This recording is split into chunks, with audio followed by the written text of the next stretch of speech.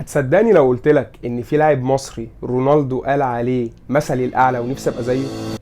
في موسم 2000-2001 خلص ديربي لشبونه ما بين بنفيكا وسبورتنج لشبونه 1-0 لبنفيكا. اللي سجل الجول ده كان عبد الستار صبري من فاول على حدود المنطقه في بيتر شمايكل، عشان بعد الماتش على طول رونالدو يخش عبد الستار صبري اوضه اللبس ويطلب منه ان هم يبدلوا القمصان سوا. المهم تمر الايام، وفي اول انترفيو رونالدو بعد ما انضم لليونايتد يتسأل مين هو مثلك الاعلى؟ جيجز، بيكام، كانتونا، ودول ساعتها كانوا اساطير في اليونايتد. عشان رد رونالدو المفاجئ للعالم كله ساعتها يقول انا نفسي ابقى زي صبري، مثلي الاعلى هو عبد الستار صبري. عملوا بقى انترفيو ليه، مؤتمر ليه، بيسالوه بقى الوقت كان بتلعب في مانشستر زي كانتونا او فيجو او بيكام، اساطير دول، يعني انت نفسك تبقى زي مين كده بتاع الحاجات. قعد يتكلم معاهم قال لهم لا انا بحبهم كلهم، بس انا صبري ده بالنسبه لي ده صبري، انا نفسي ابقى زي صبري.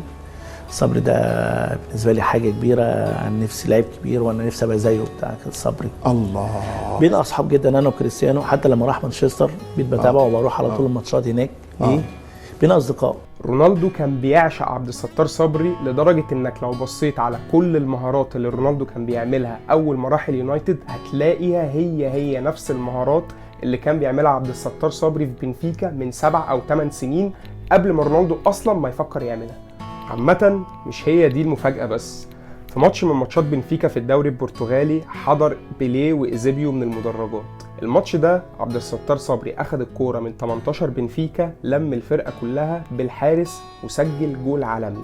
عشان بعد الماتش وهو داخل اوضه اللبس يتقال له استنى بيليه وايزيبيو نازلين لك الملعب، فينزل ايزيبيو لوحده يسلم عليه وياخده من ايده لحد نص الملعب ويمسك المايك ويقول العالم كله كان بيدور على ايزيبيو الجديد، هو ده ايزيبيو الجديد.